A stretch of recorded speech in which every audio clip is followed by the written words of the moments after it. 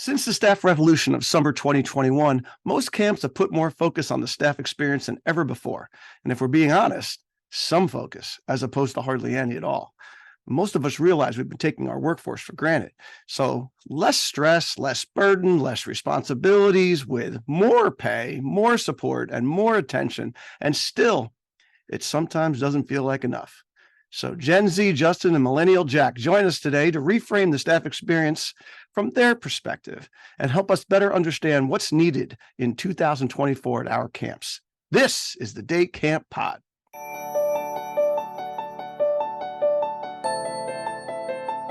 Welcome back to the Day Camp Podcast. I'm Andy Pritikin, Director of Liberty Lake in the Philly suburbs of New Jersey. I'm Sam Thompson from Crystal Lake Park District, Crystal Lake, Illinois. And today we are joined by Summer Camp Society, Camp Stomping Grounds, Camping Coast to Coast, all-around awesome guy, Jack Schott. How you doing, Jack? Welcome back. Oh, what's up, Sam and Andy? So excited to be here. Let's go.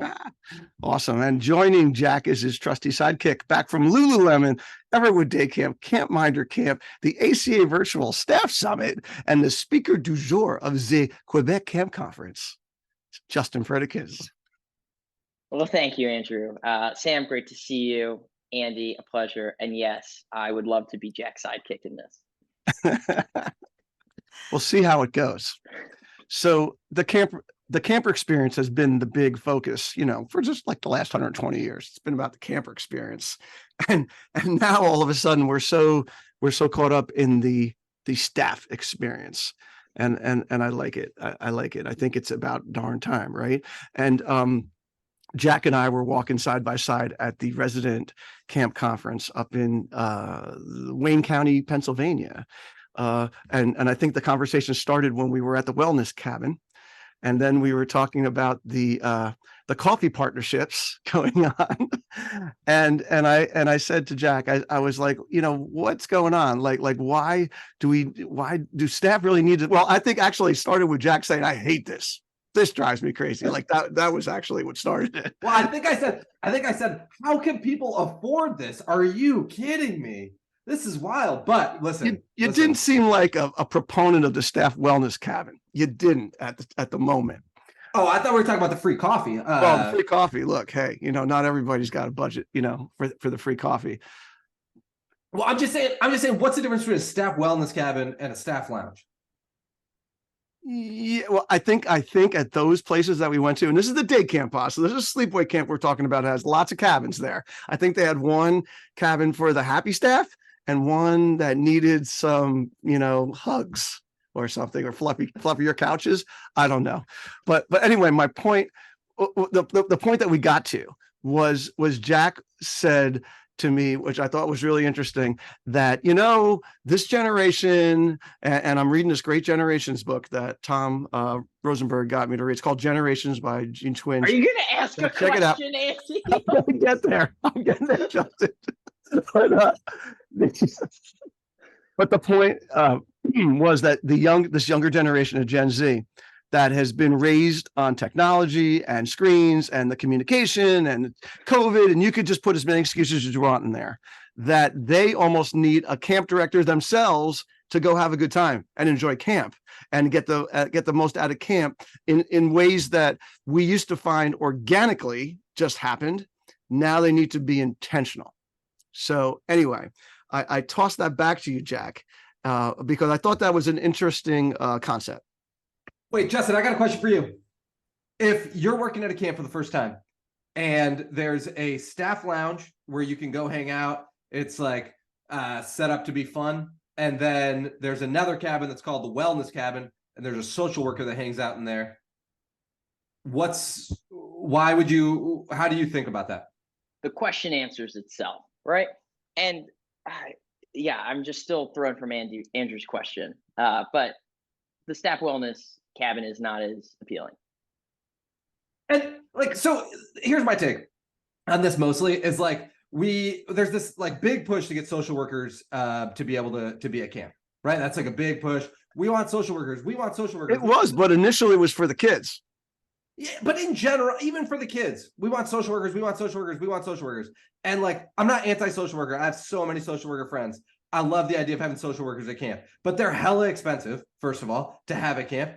And then what are they supposed to do? They're just going to be reactionary to like big problems that occur at camp. And at Stomping Ground, the camp that I ran, we had, I don't know, 2 or 3 social workers on staff. They all had other jobs though. Like Laura's the camp director, Clea was the camp director. Like we had just like all these people that were like, they were trained as social workers, and their big job is also to build into the fabric of our camp mental strength so that people can just go around doing their job and having fun and being whole humans. Like the idea of hiring a social worker or having a mental health cabin is reactionary. And it's all it is trying to put a Band-Aid on this giant problem that is people have a hard time working at camp because the job is harder now than it's ever been before.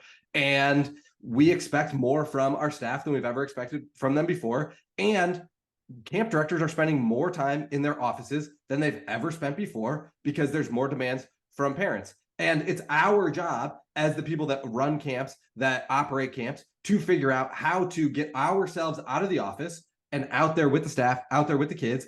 And how do we figure out how to proactively set up a camp that sets people up for success as opposed to reactionary, like, oh yeah, somebody's having a mental health breakdown, talk to a social worker for 30 minutes and somehow be magically fixed. It's just not how it works. Like go sit in a cabin for 20 minutes and be magically fixed. That's not going to work. Instead, we've got to change the system of what our camp looks like to set people up for success. And then Andy's going to say, we're asking less of our staff than we've ever asked from before, or other people in Andy's age group are going to say that. And that is bull crap. I don't know if you're allowed to curse on this podcast. So You're allowed to curse on this podcast.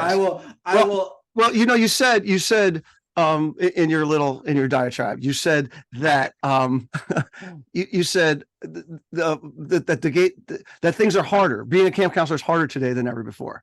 I think it's the same as it's been ever before. What is it? It's harder. You know what, Andy, is it hotter? Is it because it's 3 degrees hotter outside? Is that why?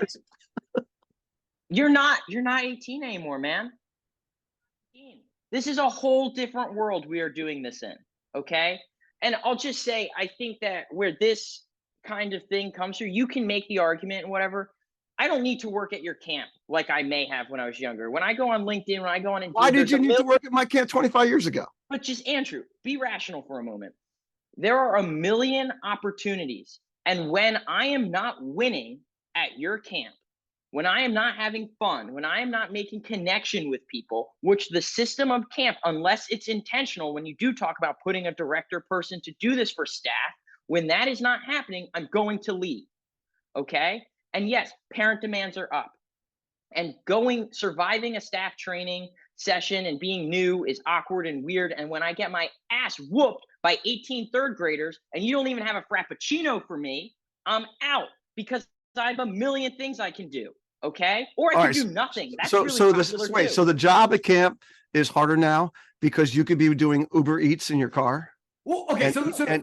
You know, I still don't understand why. No, but now you have to make the staff experience better because you have a stronger competition. Okay. That's the problem. Because the job has always been hard, Andrew. Yes. It's always been hard.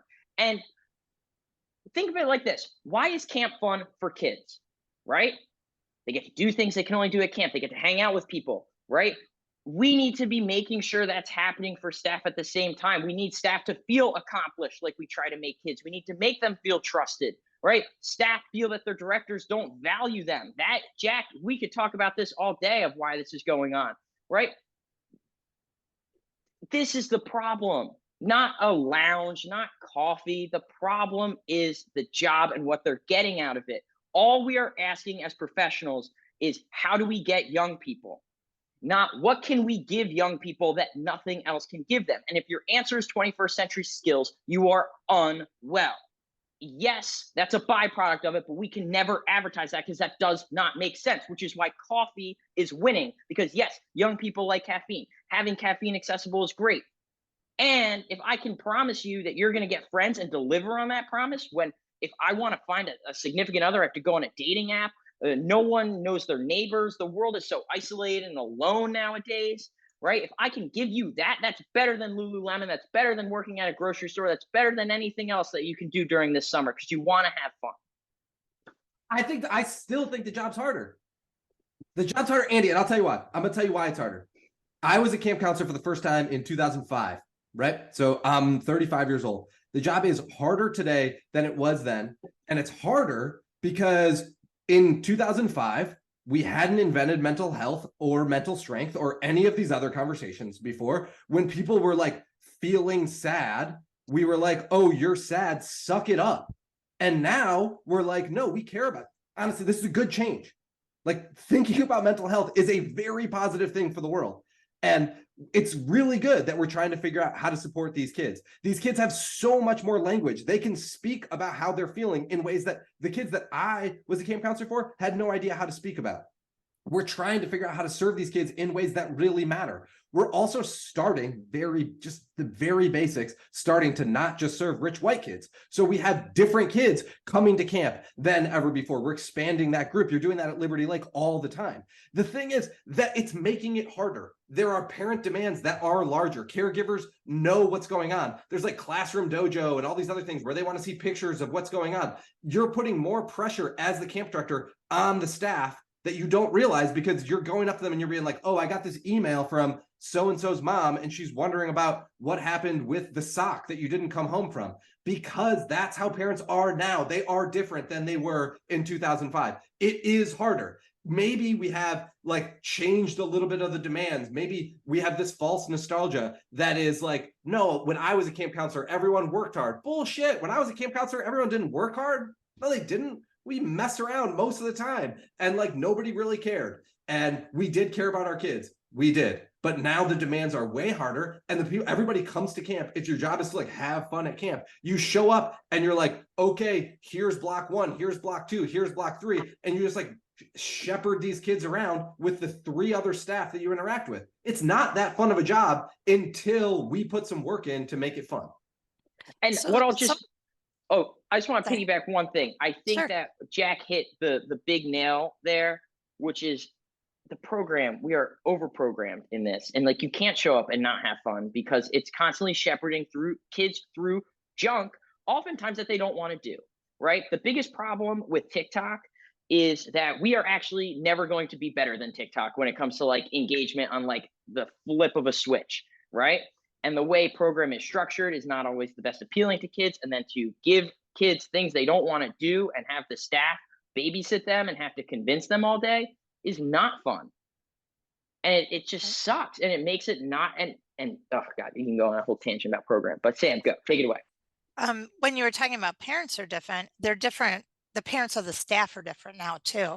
So doing a day camp, they're like, we're taking a vacation next week and 4 of my kids work for you, but they're all leaving, and you find out the Friday before. And I actually Damn had, millennial parents, Jack.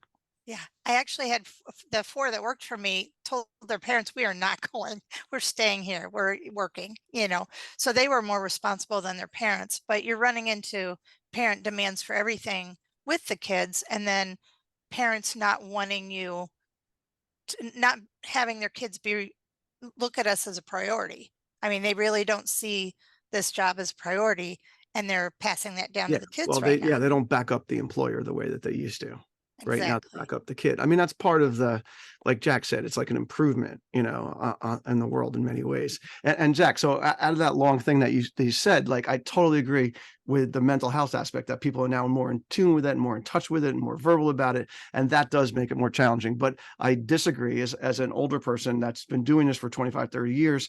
I actually think that the newer parents now are actually cooler because about their kids, and less complainy about their kids, because they want their kids off the screen and they want them scratching their knees and they want them, getting wet and getting muddy and all that kind of thing. I actually see that the pendulum has gone back there. And back in the day, yeah, we didn't get 52 emails, at 6 a.m. when I come into the office, but we also got 52 phone calls instead. So we were still going up to that poor 3rd grade boys counselor and saying, hey, listen, Mrs. Wiedemeyer, wants to make sure that he eats his entire sandwich at lunch and all that kind of crap. So I really think that big picture, the job itself has not changed much, and that we are trying desperately to make it more doable, that we're putting in layers of support and help and all that kind of thing. And you know, I don't want to do a show about social workers, but the way that I view our social worker at camp is that she's just a triage unit. She's just like the nurse. She's like the nurse for the brain. And you go and you fix it up a little bit and you move on. She's not doing therapy and all that kind of thing. She's just helping you sort of get through it. Same way as if you scraped your knee and it's bleeding, right? So I anyway. have a question for Justin too about the activities. So are you thinking, you know, we kind of make a counselor jack of all trades. You know, they have to learn how to do all the activities and lead them and whatnot. Is it better to do specialists and do it more that way? I mean, is there a better, That's like a setup question for Justin. You like, yeah, is there a better way to do this for what everybody wants to do? Well, I'm gonna kind of zoom this out a bit because every camp is so different. I'm trying to give like general counsel, I guess, in this. I think that we don't want staff to feel like they're surviving, right? And I think that the start-stop on a snap way that the camp schedule is, there is an element to that. And so we always want staff to be put in a position where they feel comfortable they can succeed on. So if you're going to put me to run parachute games with a bunch of second graders, I better know how to do it, right? And so that's kind of my answer for everyone. But also, everything I do in my life as a young person at that age is easy, right? Freshman year of college is easy because they want you to stay, right? And you're a consumer. Deciding where I want to eat tonight is easy because I have so many recommendations. So I also am under the pretense that this job is going to kind of be easy, especially when you tell me all we're doing is playing with kids. So the second it's not, I'm like, what the hell? Yeah, well, and that does also bring up the point of the pain point thing, which we're going to get into. But I just want to make a comment of, you know, based on Sam's question, coming from a municipal camp program, right?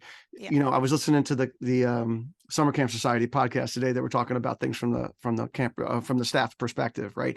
And they were all like, we should make $500 a week, right? And then somebody said, well, you know, my camp can't really afford that, and I know that, right? So it's the same sort of thing. Like Liberty Lake can afford to have most of their activities run by specialists, yeah, because we're charging a higher tuition, have a lot of kids that come here, right? But the majority of camps in this country, right, are paying half of what Liberty Lake charges probably, and have half the staff, and everybody's got to do double duty, like they were talking about with Sam, which makes it so. Are we saying that any non-for-profit camp it's really an untenable job because we can't really pay you, you know, necessarily enough, and you're going to have to be doing double duty. You're going to have to be doing parachute games, and you can figure it out. It's just a ball and a parachute. Go, you know.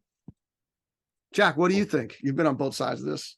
Yeah, so I think that there's like I think we can focus on this from two perspectives, and I will continue to push back that I think parents are more demanding, caregivers are more demanding now than they were in 2005. Communication's better, sure.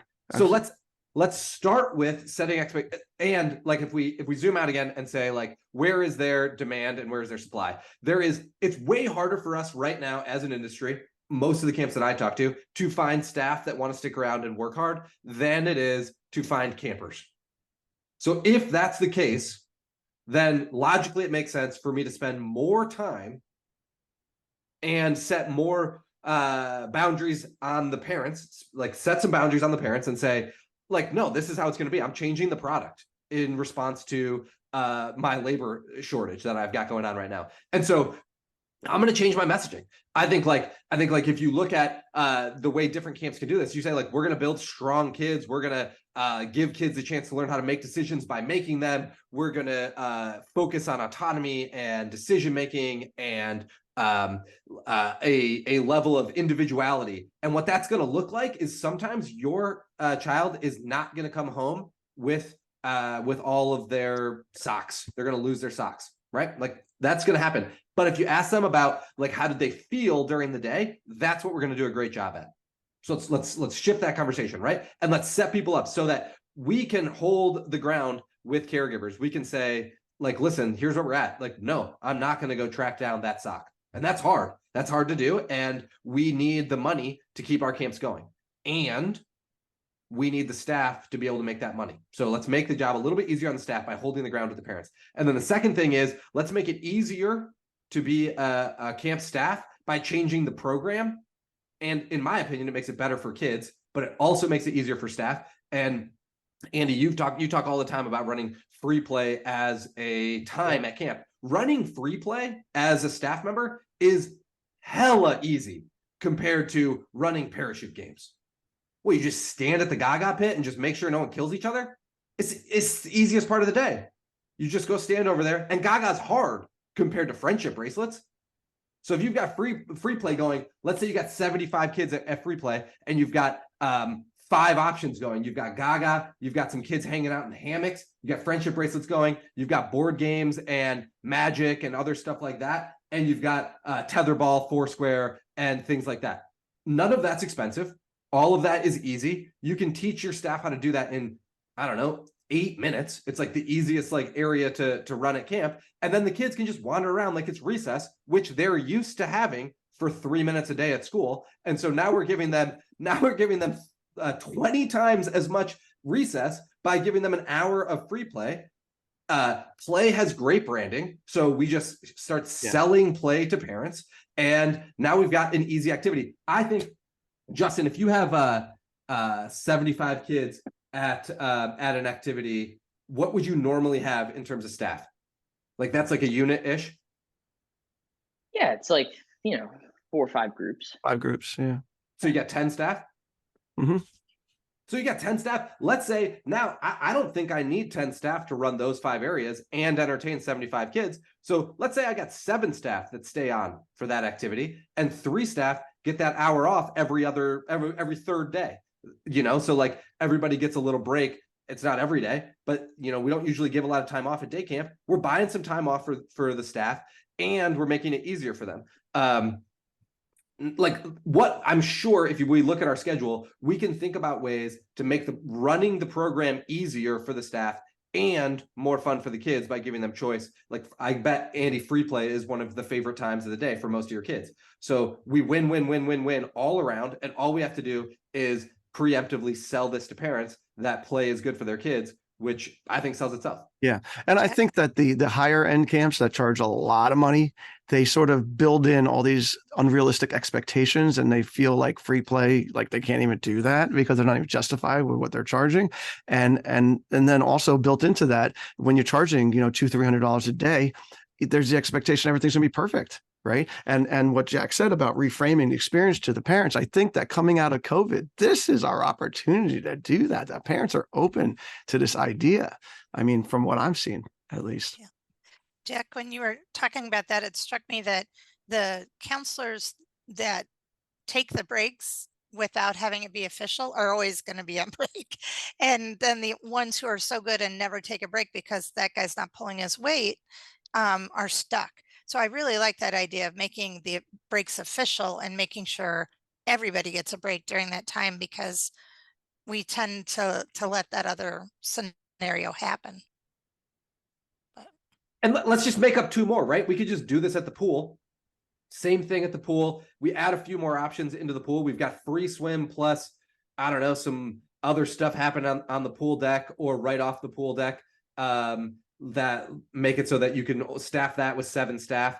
And then if you do 1 more of those, we've got fort building plus some nature activity plus something else. Now we've got 3 activities in a day. Everybody gets off for an hour every day because we just change our program a little bit. But we have all the full ratios for lunch and arrival and the hard times of the day. Like I just think we can get creative, and then our job is to figure out how to make sure we're out there, because if Justin is at free play with those 75 kids and the 7 staff, all the staff are doing a better job because Justin is showing them what it looks like. He's engaging, he's fun, and that's what's happening. So then the problem set becomes, how do we make sure our emails are getting answered separately, that we're not reacting to these fires? That becomes another problem set that we have to solve. But like, we can do that. We can solve these problems as soon as we decide that this is the problem, and the problem isn't how do we motivate 17-year-olds to do an unrealistic job. And if you have too many staff in an area, they get bored and then they're drifting off anyway. So if you have it the right ratio and the breaks built in, then everybody will still be engaged. All right, guys, since we're talking about program, I need to pivot for a moment and talk about our friends from Camptivities, because scheduling affects every camper and every staff member summer, and it's easy to make mistakes and it takes a ton of time. Bottom line, scheduling is hard, but it doesn't have to be as hard. Let Camptivities help you create a balanced and engaging schedule without the mistakes and without those long days and long nights. All right, we're talking auto scheduling, group scheduling, elective scheduling, manual adjustments, over 50 reports, tons of customizable settings, and so much more. So if you're looking for a better schedule for the summer, check out camptivities.com and set up a time to chat.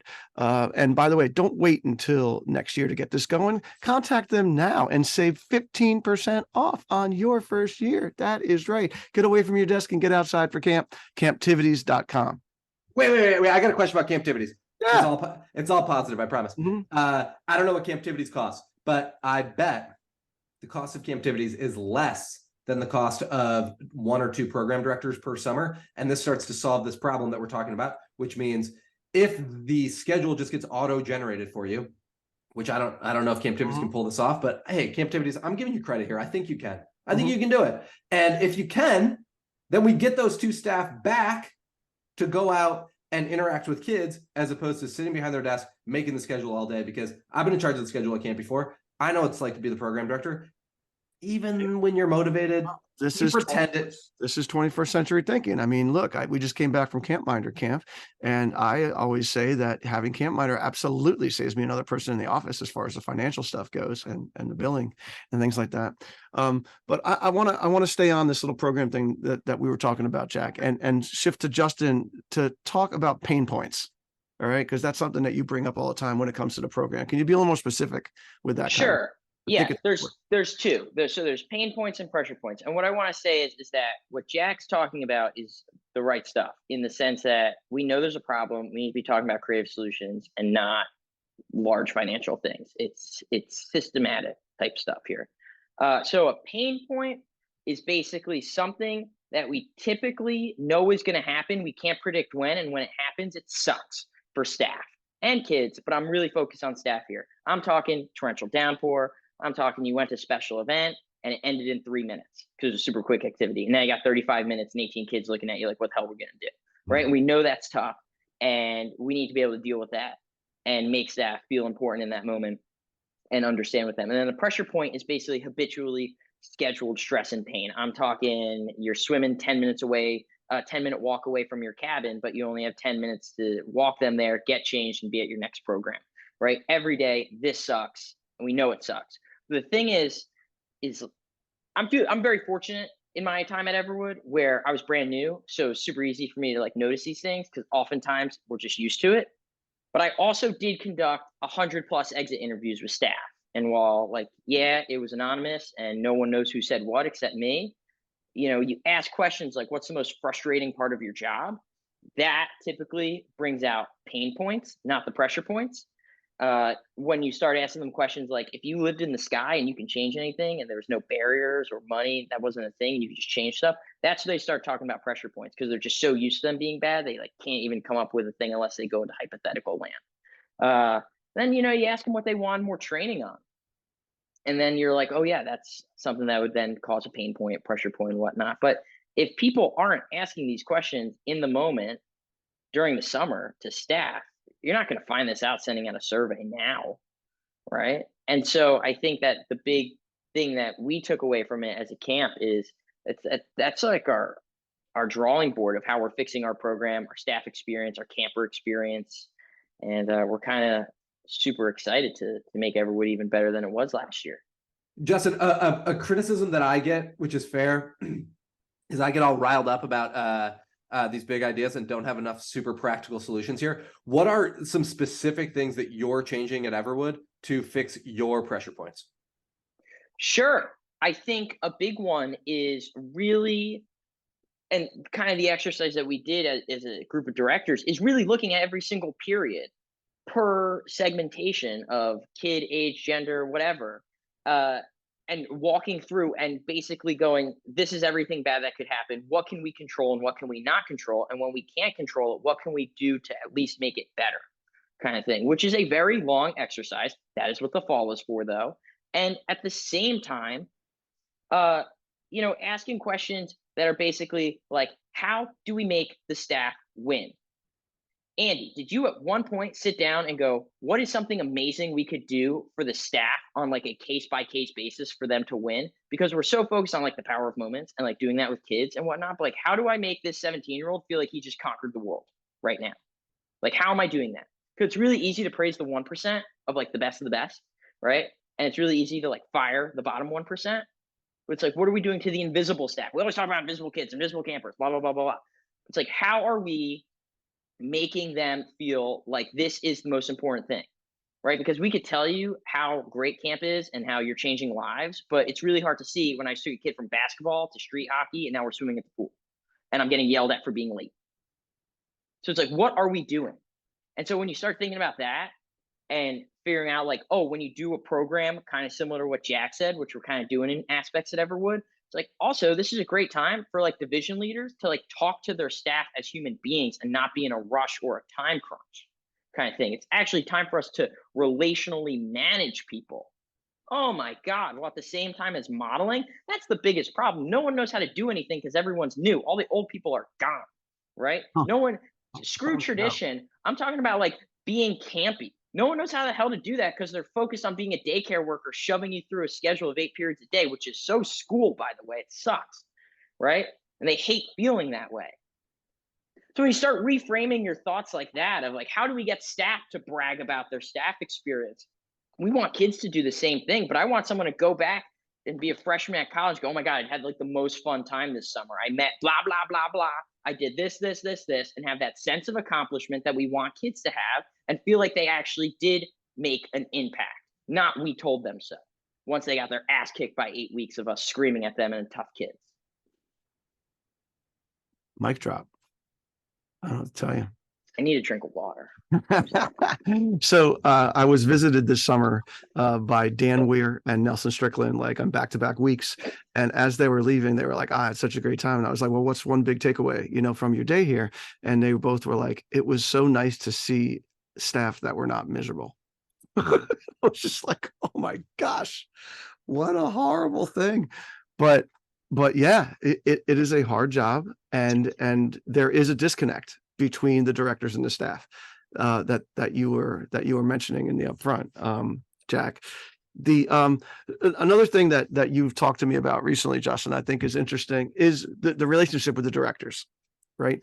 Is that, a lot of them meet them at the interview kind of thing. I know that there's directors, Howie from what's it called? Robin Hood out in Toronto. He still says he interviews everybody, right? But then the camp season starts and you're disconnected with these people. And you were talking about that being like one of those like things that bothers people. Yeah, well, Andy, 4 years ago, if I tweeted the president, he might have responded to me, right? We are so used to access. I can talk to anyone. I can connect with anyone at any time. And now all of a sudden, I can't talk to these people who I've been told are in charge and who I've met before. And like, it's the approach of everything. I made it very clear at staff training. I never said you're never going to see Dane and Jamie, but I never made it seem like you are going to do that. So that if Jamie went up to a staff member and said, oh my God, Chelsea, you are crushing it kind of thing, that lands a million times harder, right?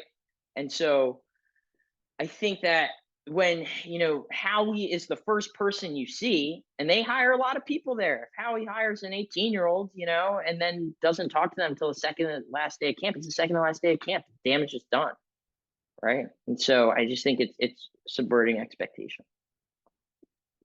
Oh, it's interesting. I actually don't think Justin and I are saying anything new, to be totally honest with you. All we're doing is saying the same things that all of y'all have been saying for a whole bunch of years. We're just using slightly different language. So, Sam, what are we missing? Like, why, if we're not saying anything new, why is this not what's happening at camps all across the country? Because there's a lot of people out there not looking to improve. or maybe too bogged down in the minutia to look at the big picture, which that's hard. One of the things I love to do is be on every field trip, because they get used to you being there and they don't put on an act in front of you anymore. I hate walking in and everybody gets quiet, so I make it a point to be there enough that they ignore me now. I'm just another person talking to the kids, because I know the kids. And when I deal during the school year with principals, the principals that I have respect for are the ones who do know the kids at their school, who come out of their office, who, know all the teachers. And it's kind of a fault of paperwork and, dealing with parents and whatever, like you had said before, that sometimes we'll get bogged down in that and forget that the whole big picture is being at site and seeing the fun happen and seeing the kids growing, both staff and kids. So I guess I would just tell everybody to get away from your desk, get out there, do that early in the morning or late at night or on the weekend. I don't know, but make it so you can be on site. Well, Justin says he gets up at 4 a.m. every morning during the summer, does all his emails. Don't be modest in front of everyone, Justin. Does all of his emails, like goes for a run or whatever other like superhuman things that he does when he doesn't drink coffee, and goes out and does these things.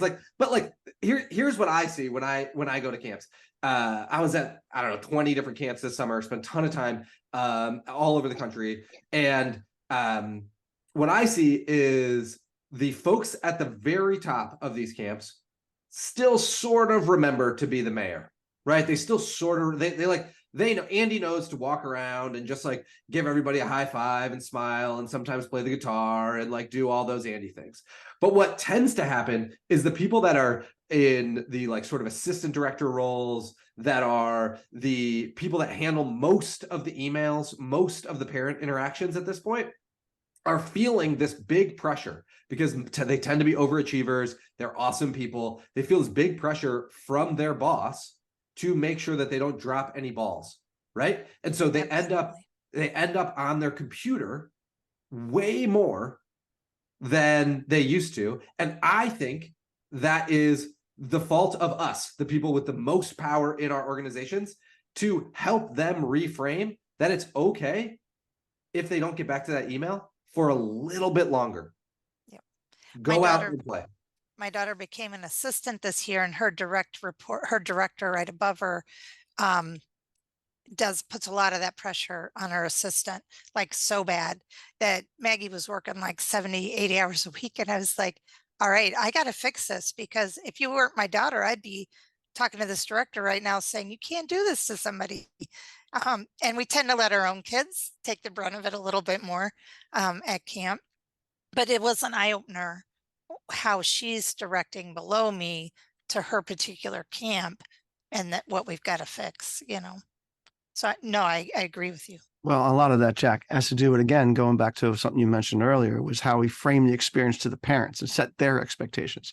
If their expectations is that they're sending a text message to some number and they're getting an immediate callback, like they're dealing with Amazon or something like that, then that's what they're going to expect, right? But if you explain to them that the middle management people, only check their emails a certain amount of times per day, we'll get back to you eventually, like that kind of thing, then I think it's doable. But I think people are afraid to set those kind of expectations.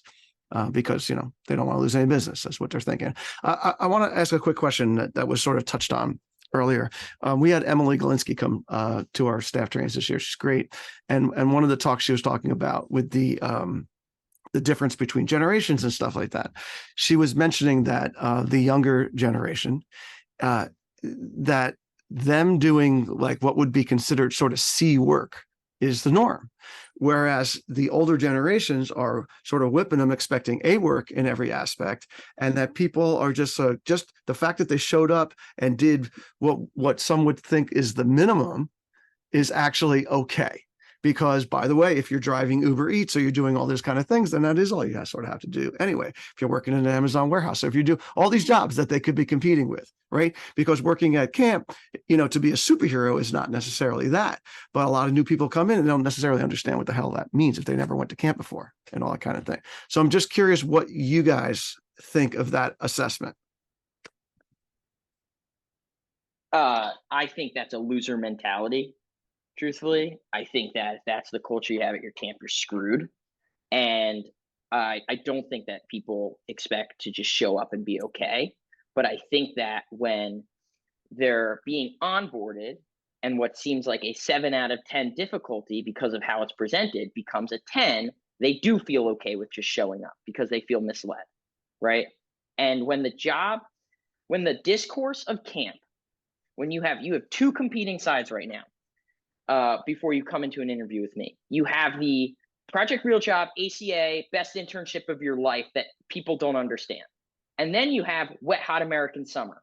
And then you meet me and I tell you this is going to be fun, challenging, amazing, connection, all these buzzwords and whatnot, and you show up and then that's not being delivered on, people are kind of at a loss, right? Because I am not competing with a camp 10 miles down the road. I'm competing with Walmart. I'm competing with daycare. I'm competing with teaching at a sports facility, right? And so when it does become hard, C work is appropriate because C work's appropriate because they know they're not going to fire you because everyone's hiring. And if you do fire me, I'm just going to get another job. So I have all the power, not the employer.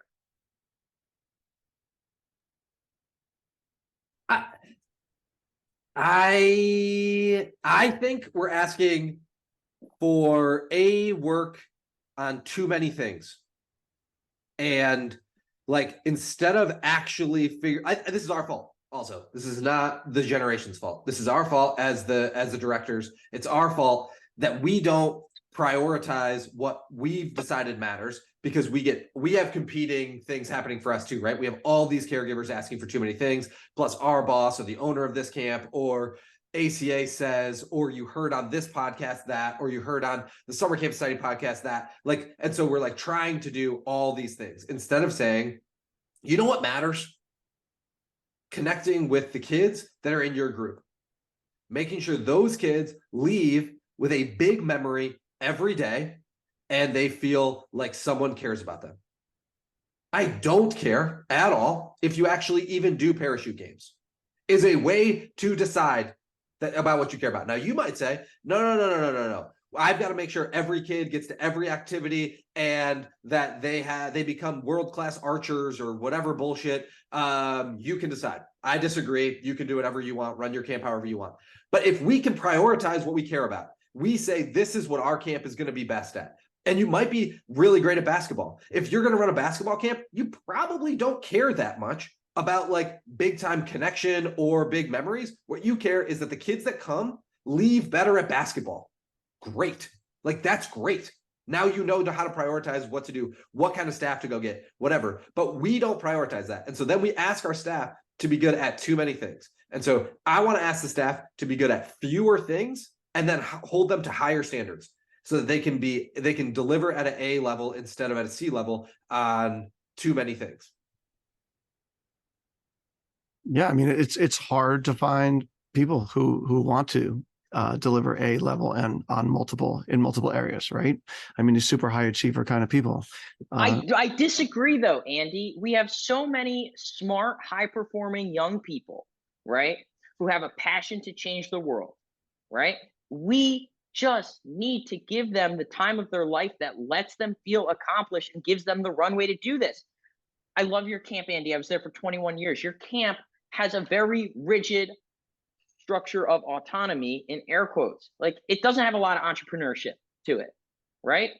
So if we're keeping people in a box and then pushing them through an experience, both staff and kids, and telling them to shepherd the kids through this,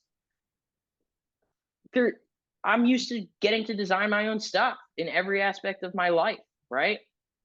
And so I think that where I hit a roadblock, and I agree with everything Jack's saying, is I just think that staff feel like they're failing because they come in with these high hopes and then get crushed by the expectation. And then all we do with staff is we just correct them all the time. So now I'm getting overcorrected while I'm trying my best, doing all of your stuff, not being able to do a lot of my stuff. And then my passion dies. I could write a book from like the past 4 years of falling out of love with camp. and how this is happening to people who love camp. And I have my own battles with it at times from just all these competing expectations of getting an A on 20 different things. It's tough. Heavy duty, heavy duty. All right. Well, unfortunately, we have to shift to a very trite commercial now to my friends from CRS, Commercial Recreation Specialists. Because listen, if you think you're losing the love for camp, then you know what you should do, Justin. You should go up top to the blacktop and ride on some of those prime carts that they got, those like pedal go-karts, because those will reinvigorate you and give you a sense of youth again and fun. Because kids across the country love their prime carts. And CRS, Commercial Recreation Specialist, is the go-to source for recreation solutions that will ensure that your camp thrives. You should explore their website today at crs4rec.com, because CRS is serious about fun. And the people there are serious about supporting the camp industry also. And they're great, great middlemen and women. What I'd like to talk about now is that camps are always looking to do things. What are we going to do for our staff? We should do something for our staff. And I think it was in the title of the Summer Camp Society podcast that, like, you know, if you're doing pizza parties, like that ain't doing it. It's not the pizza party's over kind of thing. And we tried a bunch of things at Liberty Lake. But what is it that we can do because Justin, your catchphrase with the whole staff success thing is connection. Right. So in a day camp day that is so fast paced, and yeah, it would be wonderful if we let people improvise within their day and we had all the free choice and all this stuff. But the fact is that most day camps are very structured, militaristic kind of things. Right. So can you help them during the day? Is this after the day? Like, if you had your own day camp today, what would you be doing? Okay. And maybe it's because I'm like on this like presentation circuit. And I've said it like 20 times just now. How do we make the staff feel like they're winning, Andy? How do we make the staff feel like they're winning? Now, an Everwood top 5% of the mountaintop when it comes to the high performing staff is we have the staff do a peer-to-peer voting thing. They get called up in front of all the kids, all the staff, Friday assembly. And it's this go check out our social media, see the photos. It's amazing moment for this 16, 17, 24-year-old, 40-year-old teacher. Doesn't matter, right? That's amazing, right? But so if a camp structures, directors, division leaders, and then, the general staff, what are division leaders doing for each person that makes them feel like winning? Because a bag of Chex Mix and a Gatorade is a Band-Aid on a gunshot wound, right? A pizza party at the end of the summer is a Band-Aid on decapitation, right? So everyone is different.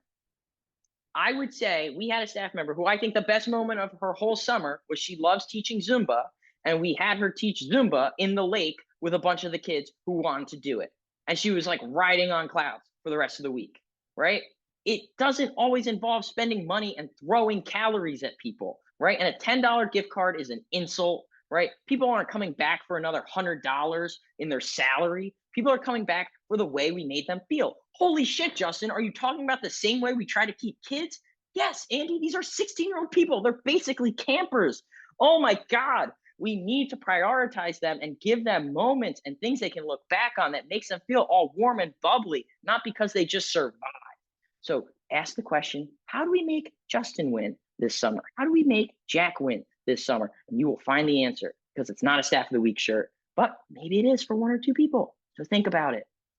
Well, Staff of the Week, Human of the Week, whatever you want to call it, you're only going to get a finite amount of people to do it. How do you make the majority of your staff win? That's an unanswerable question. Oh my God, no, you're so wrong. This is where you're wrong. Stop saying majority, because I live an individualistic Gen Z life. We all do. Everything is so specialized to me, me, me, me, me, me, me, me, me. Do not make me feel like the sum of a large whole, right? The second you freaking put a barcode on me and make me just another one of your numbers, like, we are camp. We are all about community. Let's make people feel like they are more than just 250. And this is where middle management comes in. It's not you, Andy. It is not boss man director doing this kind of stuff. It is the people in the middle. So if we're going to have these people in the middle do praise, whether it's relational leadership stuff, whether it's more structured, whatever it is, they need to have time to do it, right? And that goes back to Jack's parent demand, yada, yada, yada, yada, yada kind of thing, that there's ways to, work that out. But it's we got to look at everyone as case by case. It cannot be we buy Gatorades for everyone on Fridays.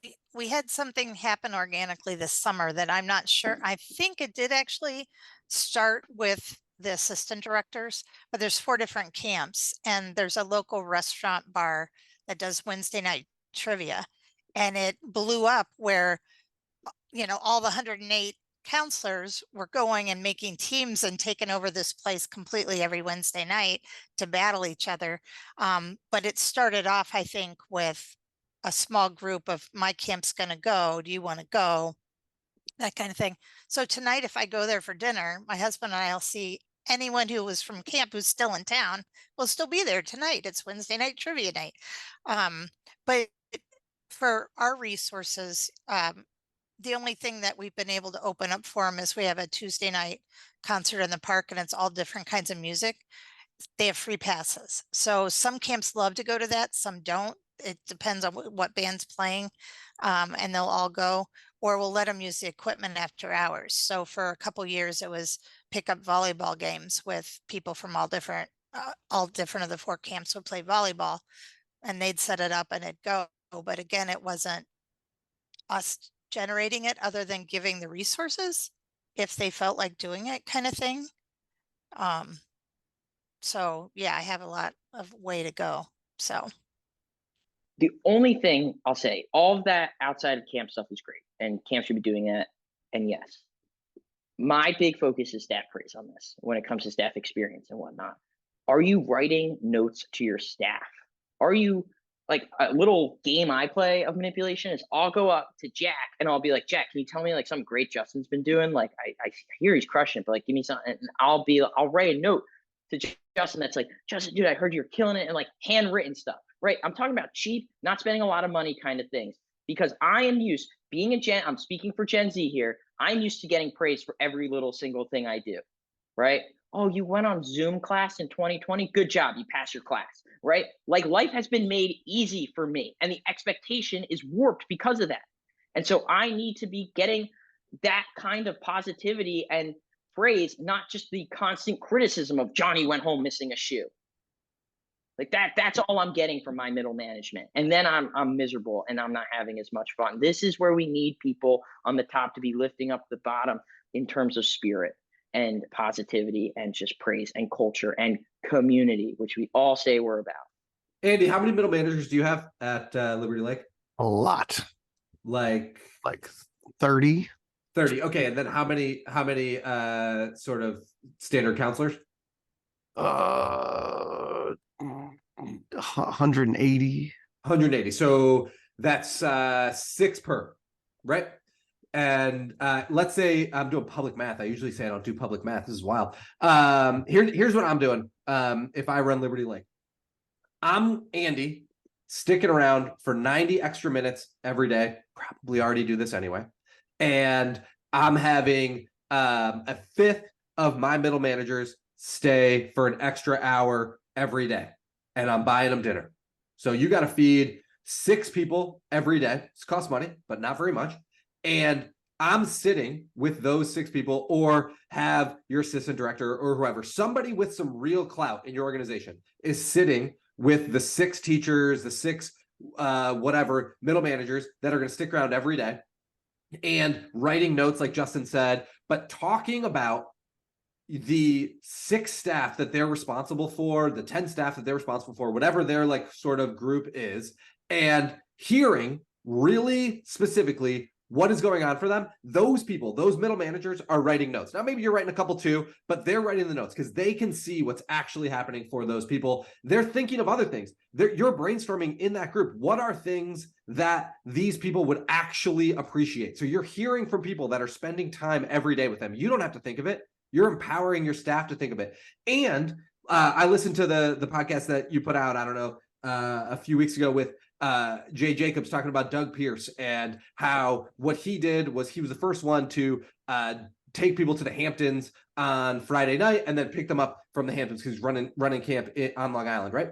Mm-hmm. So like he did that because he understood his customers. And what we're not doing is understanding our staff. We're not spending the time to get deep and embedded with what our staff are actually hoping for. It's why Justin is so valuable, because he's like 15, like all the staff are, and he actually knows what their life is like, right? It's like, that makes him like hugely valuable. Justin is young and has spent his whole life with you growing up in camp. So he understands both the world that our staff are living in and the world of all the camp, right? And so how can we do that? We can spend more time with them, but we need to build systems for it, because we are too busy to just like, I don't know, ad hoc do this. Like, it's just not going to happen. So I'm paying my middle managers to stick around after the day of day camp ends, buying them pizza or whatever, kind of just some kind of dinner that they like, maybe ask them and spend a little extra money so it's good. And then they're doing systemized actual notes and thinking about what these people care about, getting extra swag, whatever the case is, because they're going to know the staff and they're going to be like, no, Justin would actually really like, Justin said $10 gift card to Starbucks doesn't actually mean anything, except it does if it's $10 to Justin's favorite ice cream place. And it's like, Justin, I know you love mint chocolate chip ice cream, and I just wanted to make sure that you could go there this weekend. I really appreciated when you helped Sarah get into the pool, even when she was scared yesterday. That was so cool. I'm so proud to work with you. Boom. Like, now it's a real gift. It's a real thoughtful, individualized thing, not like whatever. Because guess what? We all clown about Instagram. When Instagram feeds us ads that we like, we buy that t-shirt. We buy that stuff, even though it is not actually individualized. It is bullshit algorithms. And we can do the bullshit algorithms better because we actually know these people. We just have to build a system for it. Awesome. I love Jack. And I just have to say one more thing, Andy. You are all about the fuzzies at Everwood and at Liberty Lake Day Camp, where you literally make staff write notes to the kids and give them a little trinket that they attach to that memory. And yet you don't even do that for staff, right? This is the kind of thinking of what makes camp feel so great for kids is the same stuff we can do for staff that they're not getting anywhere else in the world, man. And it's like the best part of being a 16-year-old staff member was when I got that card from a 7th grade boy out of nowhere on his last day. That was like, oh my God, this would be the great. Why do we only let the kids do it to the staff? And it just all makes too much sense, which is where then a young person like me goes crazy. And I get overwhelmed with why this is going on. It's great points. Great points. We're in an individualized society, and we can't just lump everybody together. It's a very, very, very good takeaway. Andy, I got one more thing. Yeah, one more thing that's a little bit more wild. It's harder to pull off, but you could do it. If I ran Liberty Lake tomorrow, here's what I'm doing. I'm adding 100 more kids to Liberty Lake. It's going to be a bunch of work, and you got to find. You got to find. We have no more space. You got to find. No. I've been to Liberty Lake. You got space. You got. Well, space. I know, but we're outdoors, so there's tropical 50. storms. let's do 50. We can make it smaller. But I need one really awesome person. I need Justin. I need Greg Golf. I need Nelson Strickland. I need some awesome young person that's like, they don't have to be young, but I'm just guessing they're going to be young. And I'm running like basically the full choice model of Liberty Lake Day Camp, and we're fitting into the cracks of the schedule, right? So all we need is a pavilion, and then we're going to fit into the cracks of the schedule. And I'm running a test. Can I sell Super Choice as an option? You can just run it for 1 week as your test if you want. Because I think if you can start to sell like a huge choiceful schedule, if you can prove that your parent market will pay for all kind of choice and letting kids sit in hammocks more of the day and relaxing and all the choice stuff that we're talking about, way more free play. If you can prove in 1 week, in one session, that you can sell that, you can expand that over time, which is going to make staffing easier going forward. So you're just trying it this summer, just a small test to see if there's appetite from your families. And if there is, it's going to make staffing in the future so much easier. Because when kids are happy, the job of the staff is so much easier. And kids are happier when they're doing the stuff that they actually want to do. And they're doing the stuff that they actually want to do when they choose to do it.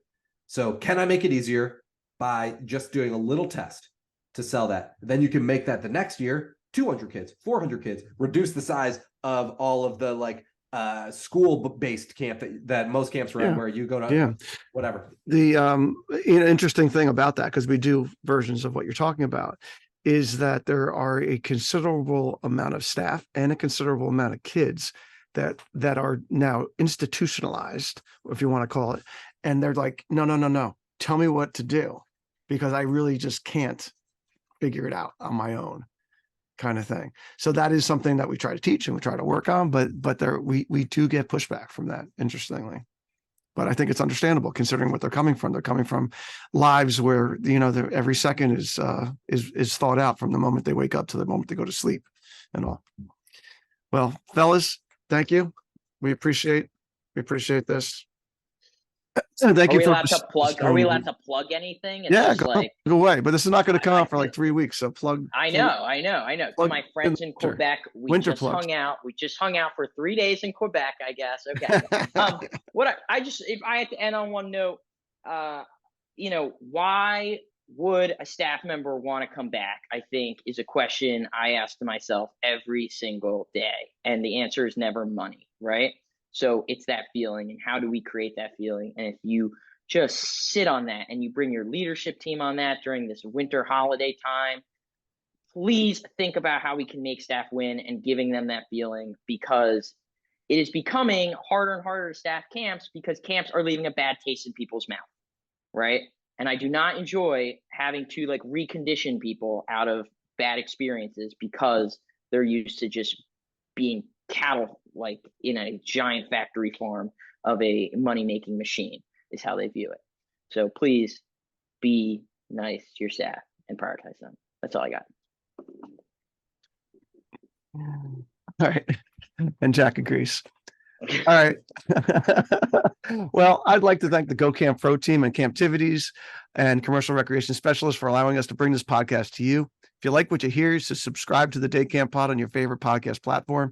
Check out the show notes from all our episodes at daycamppodcast.com, as well as contact info for the show, for Justin, for Jack, for Sam Thompson, and myself. Thanks for listening and making yourself a better Day Camp Pro. We'll be back in a couple of weeks with another episode of the Day Camp Pod.